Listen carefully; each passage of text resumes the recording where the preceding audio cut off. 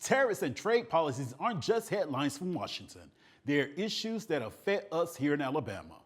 At Auburn University at Montgomery, the Economics Club hosted The Price of Protection, a panel featuring faculty experts and State Treasurer Jan Boozer. Together, they broke down how tariffs impact businesses, consumers, and the state's economy.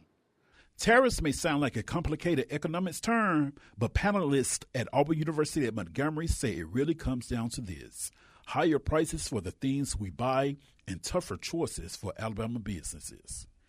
The Economics Club hosted The Price of Protection, a panel that explained what tariffs really are. Essentially, taxes on goods brought in from other countries. While they once paid for much of the federal government, today they're at their highest level in a century. Panelists warn that means ripple effects, from higher costs at the checkout line to fewer products on shelves, to strained relationships with America's trading partners. We got a couple of industries that are significant in the state of Alabama. One is the aircraft business with the operations down in Mobile. Now, the interesting thing there is it's been in place for some time. The airplanes are assembled in Alabama, and so there is a difference between, or a similarity, I should say, between making and assembling. So there's probably less of a problem with those folks if there are tariffs applied to their materials. There are some, though, that where we import finished goods, and with a high tariff rate on those, that would be more expensive for the people here in the state. Boozer's message underscored how trade policies in Washington can impact job growth and investment right here at home. The conversation went beyond charts and numbers. It highlighted how everyday life, from the price of groceries to the strength of our economy, can be shaped by tariffs.